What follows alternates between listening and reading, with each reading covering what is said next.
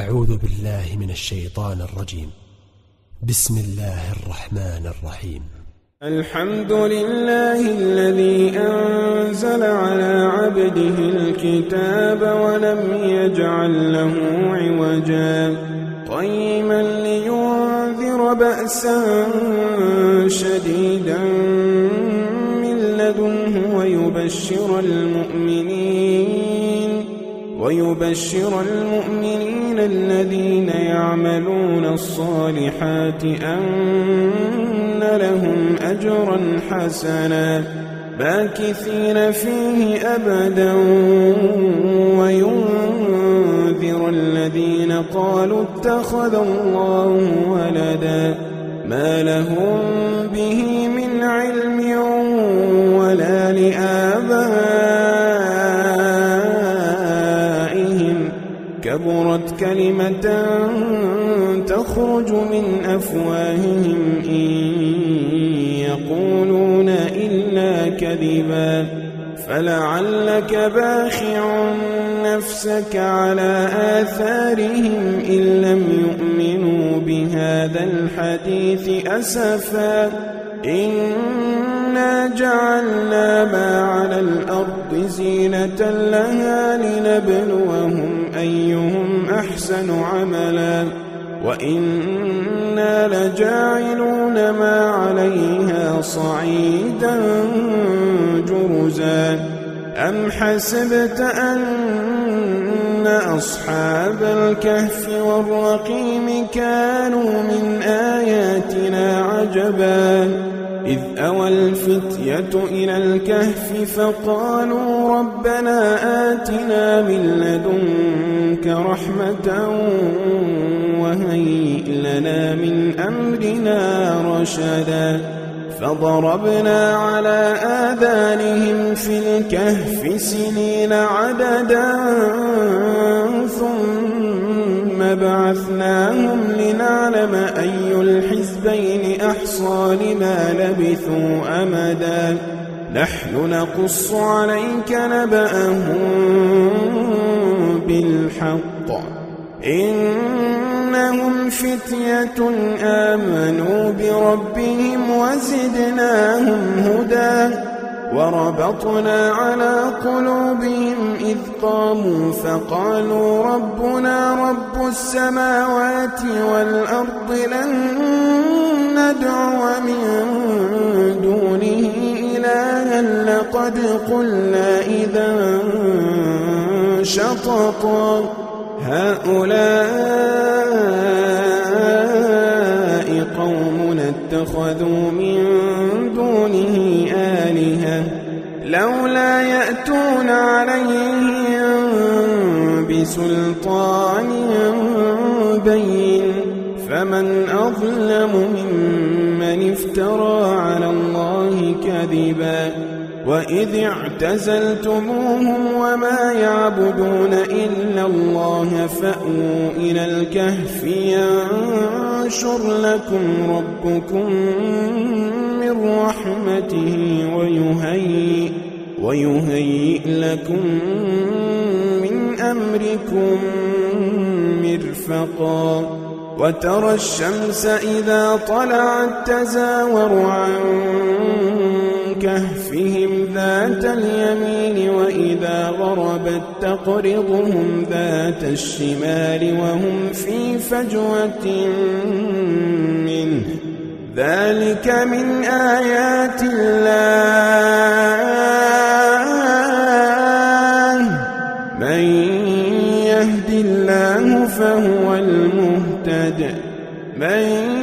يهد الله فهو المهتد ومن يضلل فلن تجد له وليا مرشدا وتحسبهم أيقاظا وهم رقود ونقلبهم ذات اليمين وذات الشمال وكلبهم باسط ذراعيه بالوصيد لو اطلعت عليهم لوليت منهم فرارا ولملئت منهم رعبا وكذلك بعثناهم ليتساءلوا بينهم قال قائل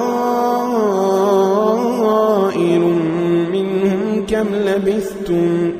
قالوا لبثنا يوما أو بعض يوم قالوا ربكم أعلم بما لبثتم فابعثوا أحدكم بورقكم هذه إلى المدينة فلينظر أيها أزكى طعاما فليأتكم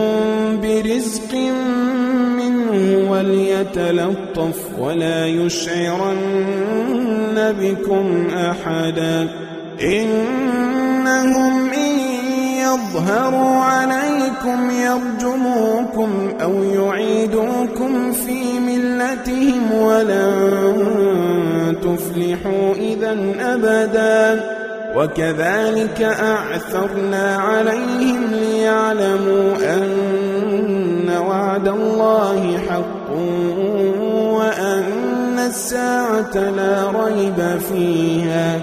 وأن الساعة لا ريب فيها إذ يتنازعون بينهم أمرهم فقالوا ابنوا عليهم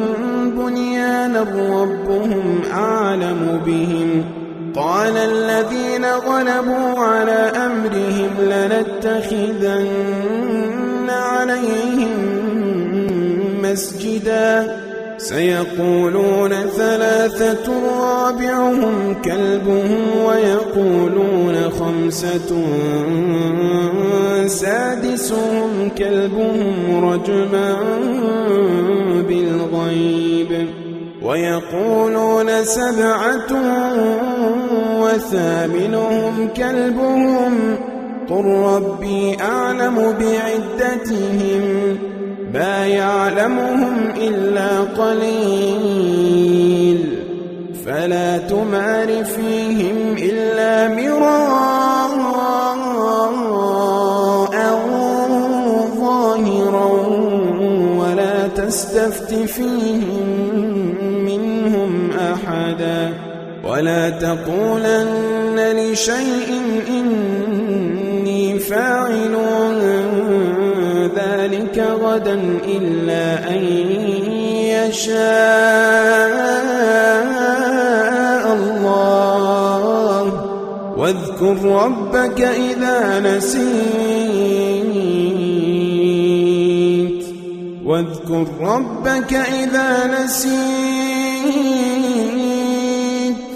وقل عسى أن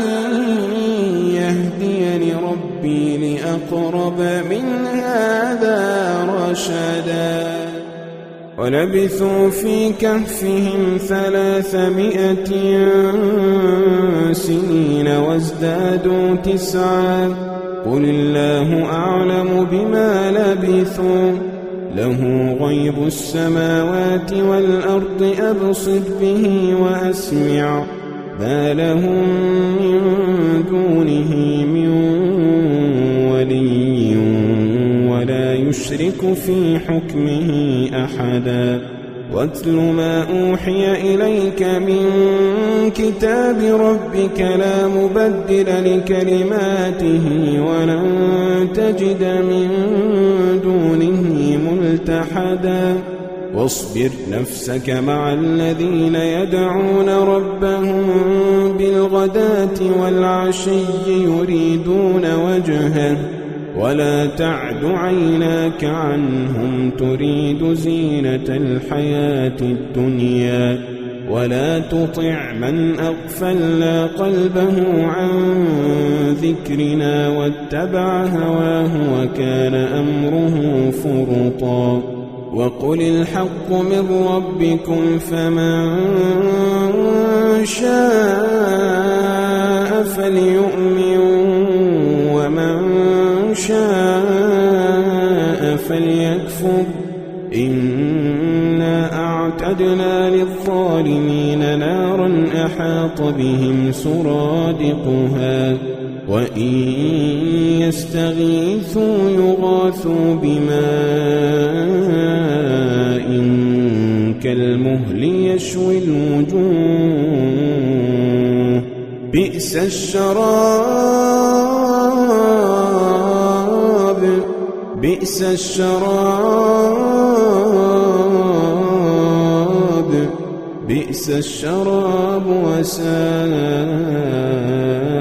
مرتفقا إن الذين آمنوا وعملوا الصالحات إنا لا نضيع أجر من أحسن عملا أولئك لهم جنات عدن تجري من تحتهم الأنهار يحلون فيها من أساور من ذهب ويلبسون ثيابا خضرا من سندس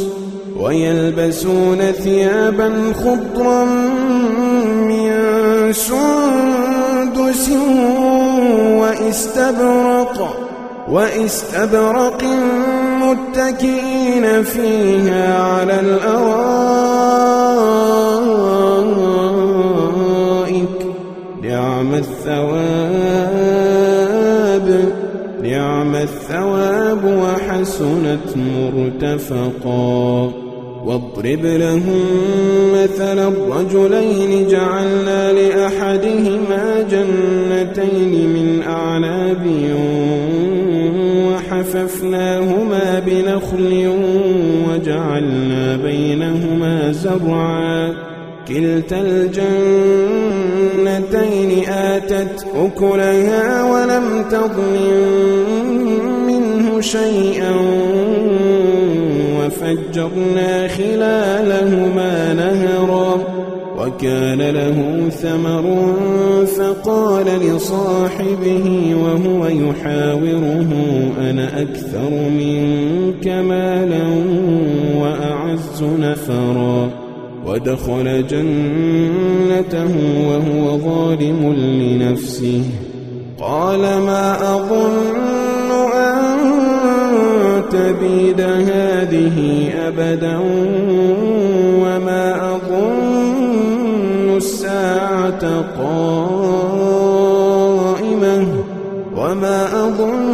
الساعة قائمة ولئن رددت إلى ربي لأجدن خيرا منها منقلبا قال له صاحبه وهو يحاوره أكفرت بالذي خلقك من تراب قال له صاحبه وهو يحاوره أكفرت بالذي خلقك من تراب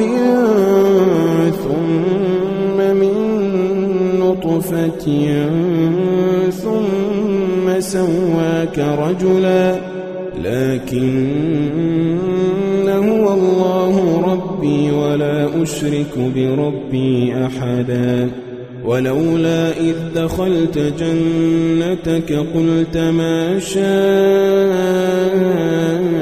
الله لا قوة إلا بالله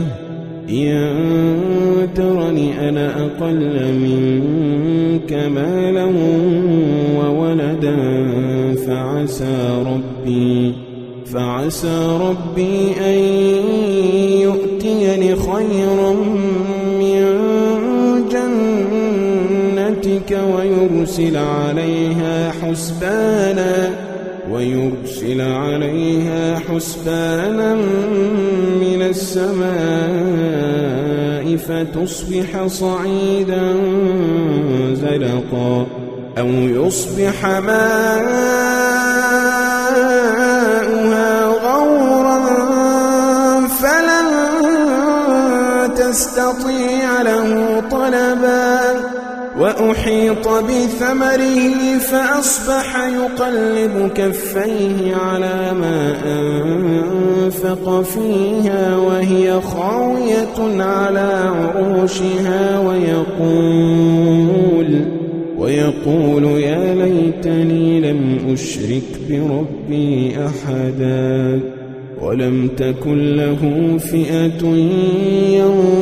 ينصرونه من دون الله وما كان منتصرا هنالك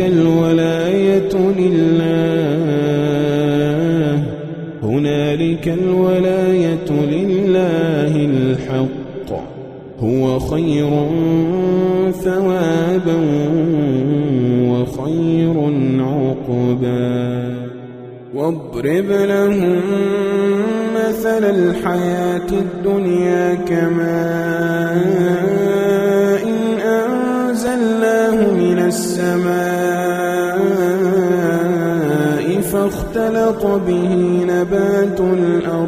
فاختلط به نبات الأرض فأصبح هشيما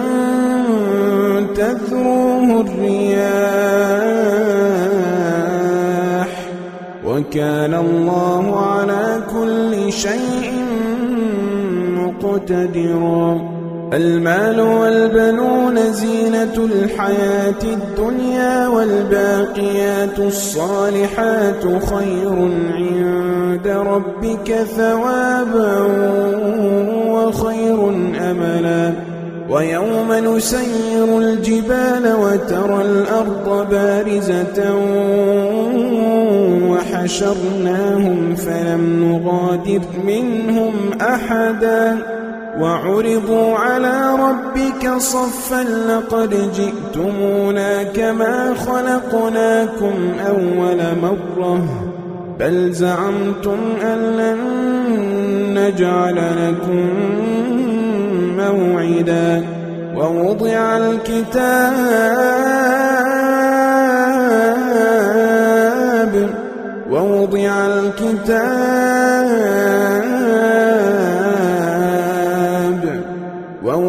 الكتاب فترى المجرمين مشفقين مما فيه ويقولون يا ويلتنا ما لهذا الكتاب لا يغادر صغيرة ولا كبيرة إلا أحصاها ووجدوا ما عملوا حاضرا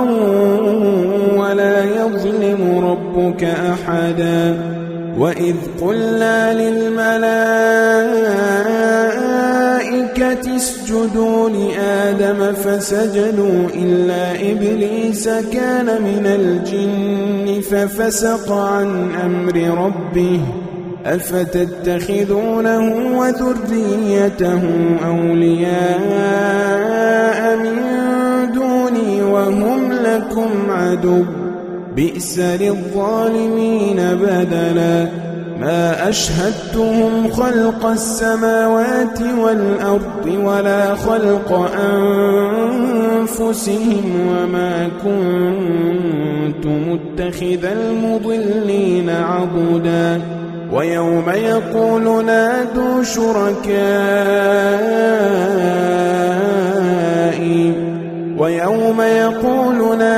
شركائي الذين زعمتم فدعوهم فلم يستجيبوا لهم وجعلنا بينهم موبقا ورأى المجرمون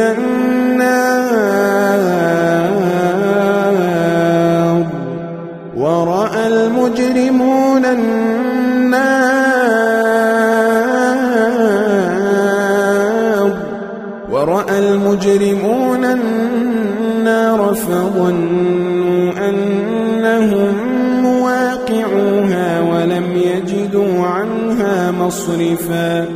ولقد صرفنا في هذا القرآن للناس من كل مثل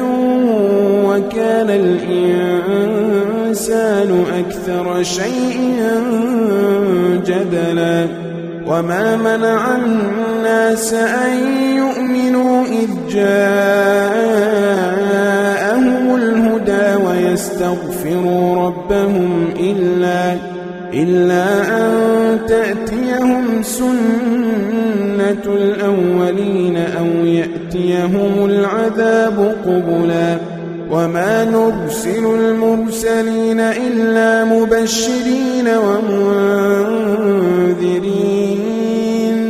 ويجادل الذين كفروا بالباطل ليدحضوا به الحق واتخذوا آياتي وما أنذروا هزوا ومن أظلم ممن ذكر بآيات ربه فأعرض عنها ونسي ما قدمت يداه إنا جعلنا على قلوبهم أكنة أن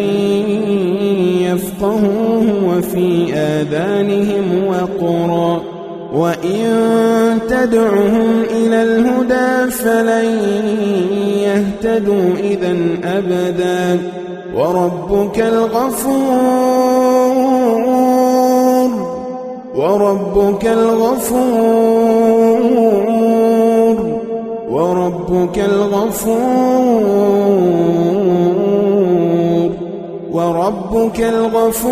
ذو الرحمة لو يؤاخذهم بما كسبوا لعجل لهم العذاب بل لهم موعد لن يجدوا من دونه موئلا وتلك القرى أهلكناهم لما ظلموا وجعلنا لمهلكهم موعدا وإذ قال موسى لفتاه لا أبرح حتى أبلغ مجمع البحرين أو أمضي حقبا فلما بلغا مجمع بينهما نسيا حوتهما فاتخذ سبيله في البحر سربا فلما جاوزا قال لفتاه آتنا غداءنا لقد لقينا من سفرنا هذا نصبا قال أرأيت إذ أوينا إلى الصخرة فإني نسيت الحوت وما أنسانيه إلا الشيطان أن أذكره واتخذ سبيله في البحر عجبا قال ذلك ما كنا نبغ فارتدا على آثارهما قصصا فوجدا عبدا من عبادنا آتيناه رحمة من عندنا وعلمناه من لدنا علما قال له موسى هل أتبعك على أن تعلمني مما علمت رشدا قال إنك لن تستطيع معي صبرا وكيف تصبر على ما لم تحط به خبرا قال ستجدني إن شاء الله صابرا ولا أعصي لك أمرا قال فإن اتبعتني فلا تسألني عن شيء حتى أحدث لك منه ذكرا فانطلقا حتى إذا ركبا في السفينة خرقها قال أخرقتها لتغرق أهلها لقد جئت شيئا إمرا قال ألم أقل إنك لن تستطيع معي صبرا قال لا تؤاخذني بما نسيت قال لا تؤاخذني بما نسيت ولا ترهقني من أمري عسرا فانطلقا حتى إذا لقيا غلاما فقتله قال أقتلت نفسا زكية بغير نفس لقد جئت شيئا نكرا قال ألم أقل لك إنك لن تستطيع معي صبرا قال إن سألتك عن شيء بعدها فلا تصاحبني قد بلغت من لدني عذرا فانطلقا حتى إذا أتيا أهل قرية استطعما أهلها فأبوا أن يضيفوهما فوجدا فيها جدارا يريد أن ينقض فأقامه قال لو شئت لاتخذت عليه أجرا قال هذا فراق بيني وبينك سأنبئك بتأويل ما لم تستطع عليه صبرا أما السفينة فكانت لمساكين يعملون في البحر فأردت أن أعيبها وكان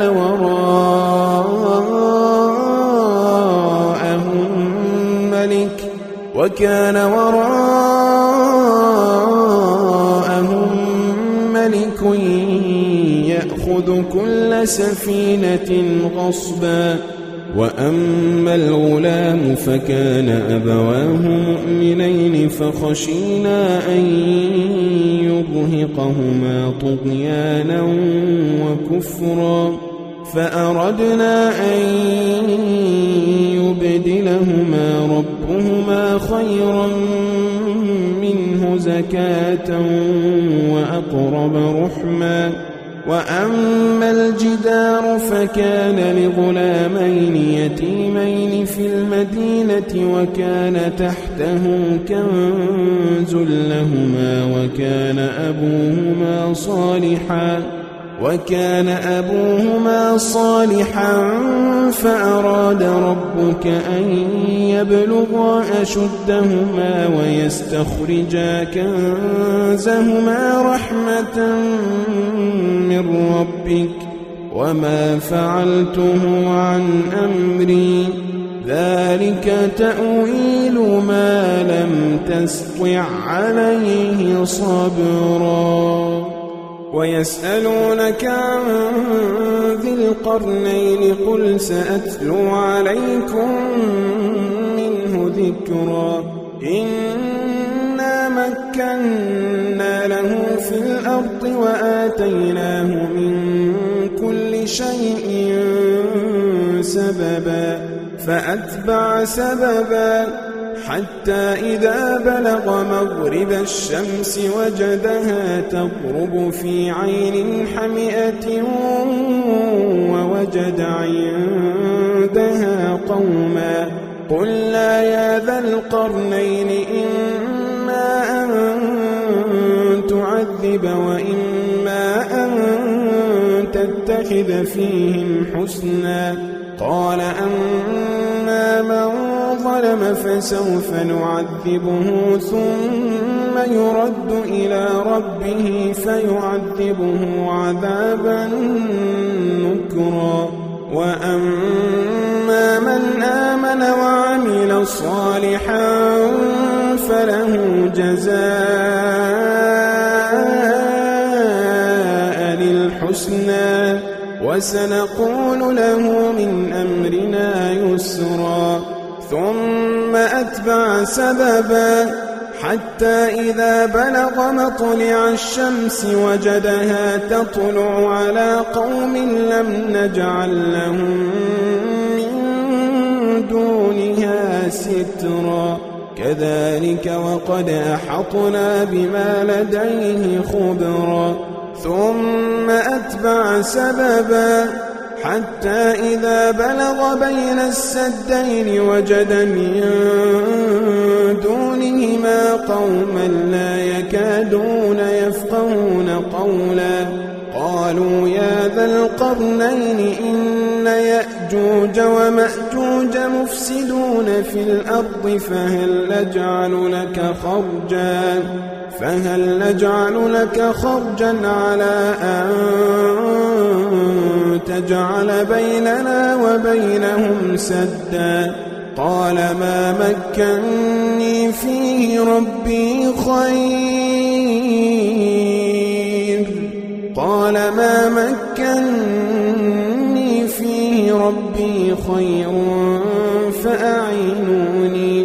فأعينوني بقوة أجعل بينكم وبينهم ردما آتوني زبر الحديد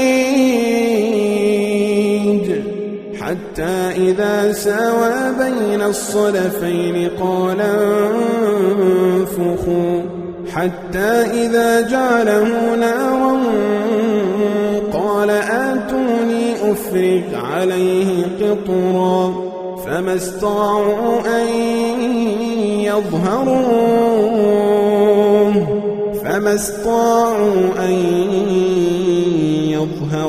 وما استطاعوا له نقبا قال هذا رحمة من ربي فإذا جاء وعد ربي جعله دكاء وكان وعد ربي حقا وتركنا بعضهم يومئذ يموج في بعض ونفخ في الصور فجمعناهم جمعا وعرضنا جهنم يومئذ للكافرين عرضا الذين كانت أعينهم في غطاء عن ذكري وكانوا لا يستطيعون سمعا أفحسب الذين كفروا أن يتخذوا عبادي من دوني أولياء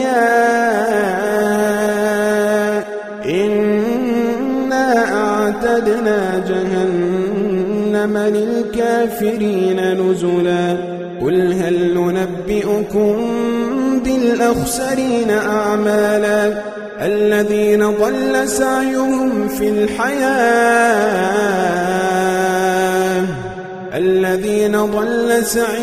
في الحياة الدنيا وهم يحسبون أنهم يحسنون صنعا أولئك الذين كفروا بآيات ربهم ولقائه أولئك الذين كفروا بآيات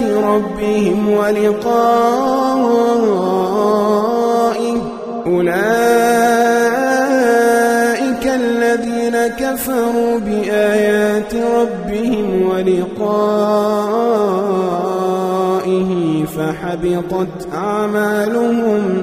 فحبطت أعمالهم فلا نقيم لهم يوم القيامة وزنا ذلك جزاؤهم جهنم بما كفروا واتخذوا آياتي ورسلي هزوا إن الذين آمنوا وعملوا الصالحات كانت لهم جنات الفردوس نزلا إن الذين آمنوا وعملوا الصالحات كانت لهم جنات الفردوس نزلا خالدين فيها لا يبغون عنها حولا قل لو كان البحر مدادا لكلمات ربي لنفد البحر قبل أن تنفد كلمات ربي ولو جئنا بمثله مددا قل إنما أنا بشر مثلكم يوحى إلي أنما إلهكم إله واحد فمن كان يرجو لقاء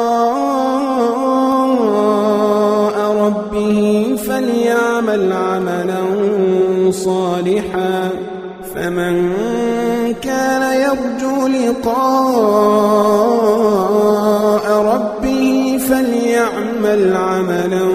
صالحا فليعمل عملا صالحا ولا يشرك بعبادة ربه أحدا.